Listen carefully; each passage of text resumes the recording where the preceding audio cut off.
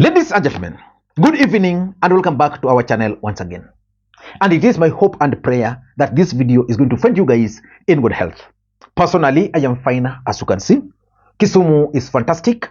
And maybe you could also let me know where you're watching the video from, the county or the country, in case you are out of the republic. Ladies and gentlemen, there is something which I once stated on this platform, and allow me to repeat it once again. That William Ruto is the easiest president to remove from office through the ballot. But William Ruto is not a pushover. Because remember, this is a gentleman who won the presidency against all odds. But don't confuse things. William Ruto is the easiest president to remove because of several reasons. I can mention a few. The hustler narrative which propelled William Ruto to the presidency is no longer there. The people who voted for William Ruto, especially the mountain, are not very happy. The truth of the matter is that if you look at William Ruto's performance so far, it's not impressive. Although he's trying, but not impressive. Because remember, this is a man who gave Kenyans hope. The people who voted for him, he gave them hope, and that hope is not there. But it's very difficult to remove him because currently William Ruto enjoys the state machinery, which means he's consuming intelligence reports firsthand. And that's why you are able to see William Ruto rushing to the mountain when things are not working. You can easily see him rushing to Nyanza when things are not working for him. You can easily see William Ruto making moves, especially with Raila Odinga, because Raila Odinga is the biggest threat to his presidency. But who can remove William Ruto from office in 2027? That is the question. The answer to that is Stephen Kalonzo Musyoka. But can Stephen Kalonzo Musyoka successfully remove Ruto out of office? That is the question which most Kenyans are asking. And the question is, what is Stephen Kalonzo Musyoka's game plan for 2027? For us to understand that, we need to figure out how can Kalonzo Musyoka win the presidency in 2027? Several things he can do. Number one, inherit Raila Odinga support base. Is he trying to do that? That is the basis of this analysis, because I'm seeing Stephen Kalonzo Musyoka teaming up with Eugene Wamalwa to try to take Raila Odinga's support base of the Luhya nation forcefully. So he must win the support of Raila Odinga's stronghold. I don't know whether that strategy he's trying to use is good. Number two, Kalonzo Musyoka must also get a good running mate. And of course, that running mate must come, in my view, from the Luhya nation. Kalonzo Musyoka must also ensure that he gets good number of votes from the mountain, because we are saying William Ruto is losing the grip of the mountain. But just like Jeremiah Kioni reminded us, they are leaving UDA party. But where are they going to? They're not coming to Azimio. So Kalonzo Musyoka must ensure that he will be able to win the support of the mountain. But we are seeing Kalonzo Musyoka trying to forcefully steal Western Kenya or the Luhya nation from Raila Odinga. Can he succeed? That's exactly what I want us to analyze in this video.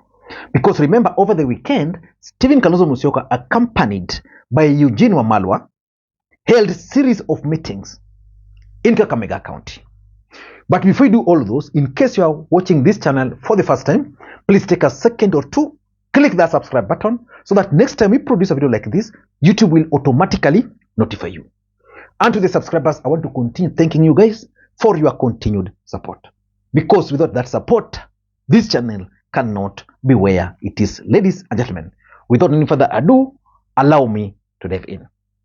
The question is, can Stephen Kalonzo Musyoka successfully take control of the Luhya nation from the grip of Raila Odinga? Because let's face it, ODM party, as we speak, is the majority party as far as Luhya politics is concerned. The people go together. Today, if Kalonzo coughs, the entire Kamba nation will get a cold, isn't it? The same with Raila. What about Luhya? In fact, I can confidently state today that if the president wants to talk to the Luhya nation, he'll go through Raila, because Raila has got 20 members of parliament in Western. NC has 5, Ford Kenya has 5, DAP has 5, out of over 40. So the dominant political figure there is ODM. We want to change all this. Over the weekend, Kalonzo Musyoka, accompanied by Eugene Wamalwa, attended series of political activities in the Luhya nation. And I observed two main things which should worry them. Number one was the absence of ODM MPs. Just like I said, ODM party is the dominant party in the Luhya nation. And the fact that Kalonzo Musyoka was going to Kakamega, my expectation was that he was going to convince ODM MPs to join him. They did not. Why do you think ODM MPs boycotted the event? I'm not so sure. Number two, George Natembeya was also missing in action. I had expected to see George Natembeya, who is a DAP Kenya MP, joining Kalonzo Musyoka, joining his party leader, but he was missing in action. What do you think caused that? Let me tell you something. George Natembeya is currently dealing with Moses Masika Wetangula and is going to succeed in kicking him out. And then why are we not talking about DAP Kenya, where he is not even a party leader? It seems George Natembeya has outgrown the party leader, who is Wamalwa. But let us not get into that for now. Let us try and answer the question. Can Kalonzo Musyoka and Eugene Wamalwa wrestle the control of the Luhya nation from the grip of Raila Odinga?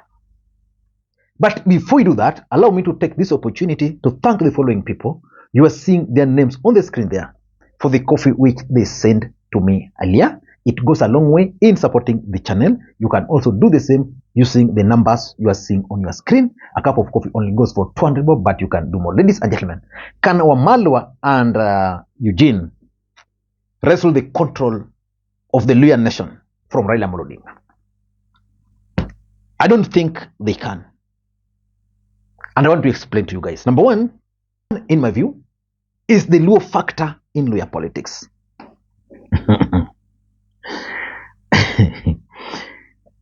I'm trying to tell you that Kalonzo Musyoka can win the support of the Luhya nation, but with the support of Raila Odinga,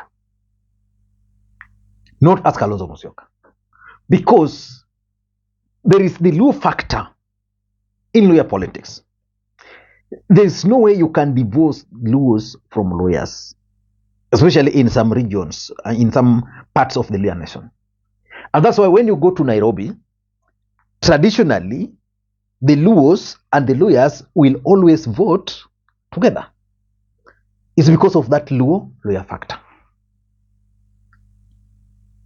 For Kalonzo to succeed, he must, in my view, first of all, embrace ODM party. Then find his way through ODM party and strategically win the support of the Luhya nation.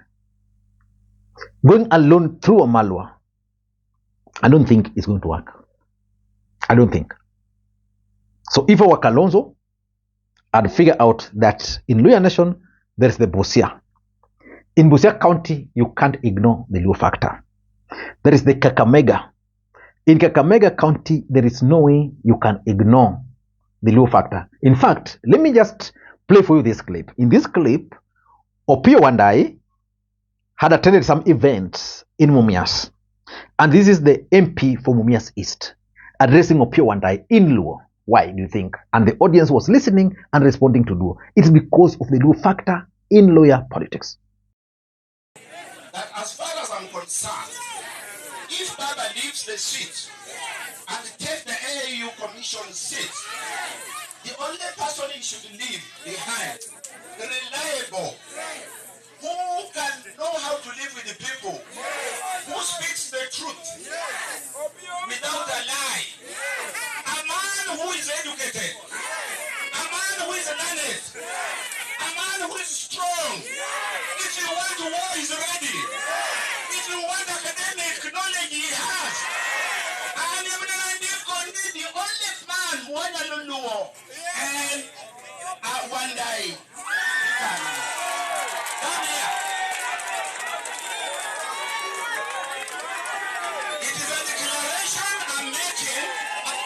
Number two is their messaging. I don't know whether I could be wrong, but I think Kalonzo Musyoka and Eugene Wamalwa's messaging for the Luhya nation is not being felt by the ordinary Luhya nation there. It's not being felt by the ordinary Luhyas down there. If you compared Kalonzo Musyoka and Eugene Wamalwa's messaging to those of George Natembea's messaging is resonating so well with the residents there. And that's why I mentioned that I noticed the absence of Natembea. If Natembea had joined these guys for the 2-day tour, probably his messaging would have resonated and people would have really listened and wanted to hear more. Probably. So their messaging is not, for me, is not being felt. Number three, they are also going to face internal sabotage. You see, Wamalwa is trying to create a name for himself in the Luhya nation. In the last election, Eugene Wamalwa succeeded. I think he has how many MPs? By the way, he has very good MPs, by the way. Wamalwa has an MP in Kakamega, Salasia. I think he also has another MP in Bumula. Jack Kwamboka, one of my favorite MPs. Who else? I think he has some 5 MPs, several MCS. So he's trying to create a name for himself. Oparanya is not going to allow him. Yeah, so Oparanya will work against him. Because remember, both Oparanya and Eugene Wamalwa wants to become the running mate. So he's going to face internal sabotage. Even in his own party, George Natembea is going to also come there forcefully. So, because of internal sabotage, it's going to be very difficult. Number 4 is 2027 politics. It's going to depend. Will Kalonzo be able to create a euphoria? Or will that euphoria be created by Raila Odinga? Or is it going to be William Ruto who is going to come forcefully as far as Luhya politics is concerned? So depending on the person who is going to create the euphoria, I doubt if that person will be Kalonzo Musyoka. And even if it were to be Raila Odinga, then it means the dominant party will still remain ODM party down there.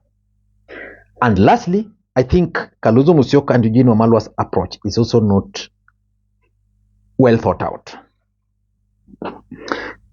For Wamalwa, it might work for him because it's being viewed as a potential running mate. But remember, I told you that for Kalonzo to succeed, he must get a running mate from ODM party. There is no way he can ignore ODM and succeed. So that's the first thing. He must get a running mate from ODM party. Which means if Wamalwa wants to succeed, he must first of all defect to ODM party. I don't think that's going to happen. And of course, Wamalwa is interested in the running mate. He has convinced Kalonzo. So working for him. But for Kalonzo, so for me, that their approach is also not working, if you ask me. I don't know what to think. That's my take. Until next time, this is Lee Makwiny. Bye-bye.